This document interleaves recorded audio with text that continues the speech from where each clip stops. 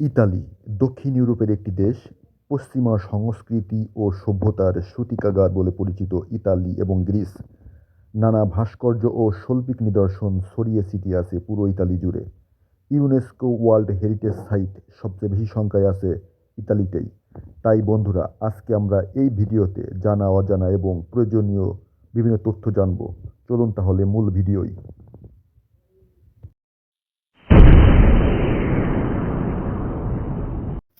আসসালামু আলাইকুম বন্ধুরা, নতুন আরেকটা ভিডিওতে আপনাদের স্বাগত।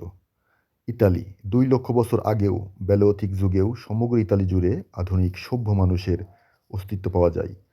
রোমানোত্তর ইতিহাসে যদিও ইতালি অনেকগুলো রাজ্য ও শহরে বিভক্ত ছিল, কিন্তু 1861 সালে এই দেশ একীভূত হয় ইতিহাসের এক বিশৃঙ্খল পরিস্থিতির মধ্য দিয়ে, যা ইল রিজর্জিমেন্ট বা পুনরুদ্ধার নামে পরিচিত।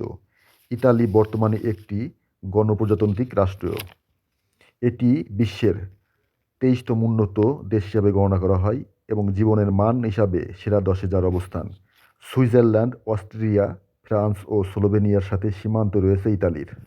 প্রায় পুরো দেশটি একটা উপদ্বীপ, যা দেখতে বুট আকৃতির। ইতালির মোট আয়তন 3,01,340 বর্গ কিলোমিটার এবং এদেশের মোট জনসংখ্যা 2017 সালের এক হিসাব অনুযায়ী প্রায় 6 কোটি। আয়তনের দিক দিয়ে বিশ্বের 72তম এবং জনসংখ্যার দিক দিয়ে বিশ্বের 23তম অবস্থানে ইতালি। ইতালির বৃহত্তম শহর এবং রাজধানী হচ্ছে রোম। এটি একটি 3000 বছরের পুরাতন শহর। এটি 1871 সাল থেকে দেশটির রাজধানী। এদেশের রাষ্ট্রীয় ভাষা হচ্ছে ইতালীয়।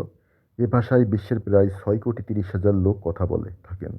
সুইজারল্যান্ডের 4টি রাষ্ট্রীয় ভাষার মধ্যে ইতালীয় একটি।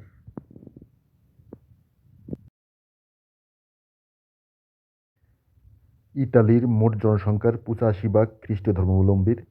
ইতালিতে মুসলিমদের সংখ্যাও 3%, বাকিরা কোনো ধর্মে বিশ্বাসী নয়। দুটি স্বাধীন রাষ্ট্র সান মারিনো ও ভ্যাটিকান সিটিকে ঘিরে রয়েছে ইতালি। দেশ দুটি ইউরোপীয় ইউনিয়নের না হলেও সেনজেনভুক্ত।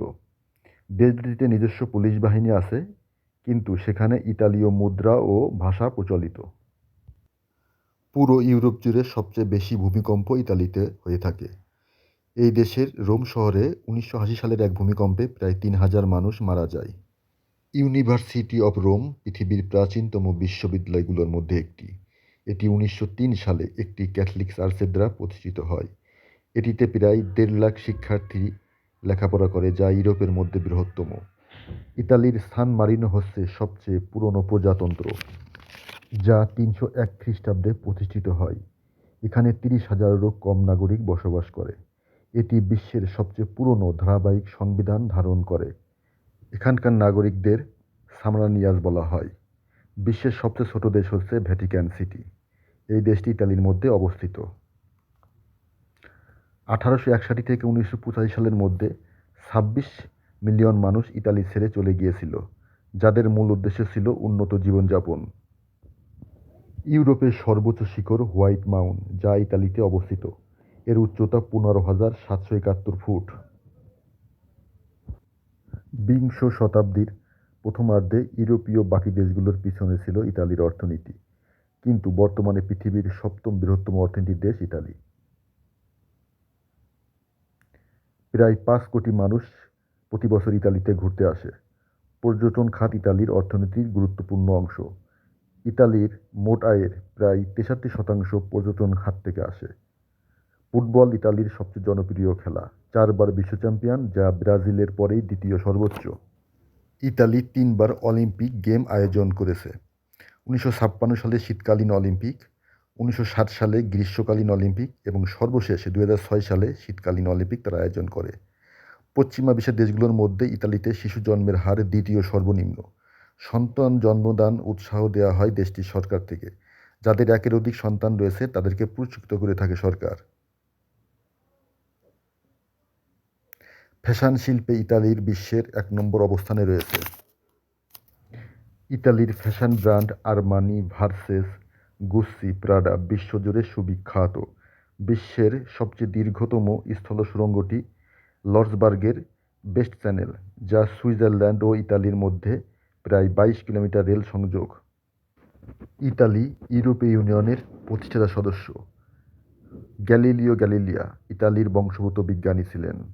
যখন তিনি দাবি করেন পৃথিবী সূর্যের চারিদিকে বিচরণ করে, তখন ক্যাথলিক গির্জা তাকে তার নিজের বাড়িতে অবরুদ্ধ করে রাখে। অবশ্য 1992 সালে তারা একটি আনুষ্ঠানিক ক্ষমা প্রার্থনা করে। ইতালির রাষ্ট্রীয় মুদ্রা হচ্ছে ইউরো।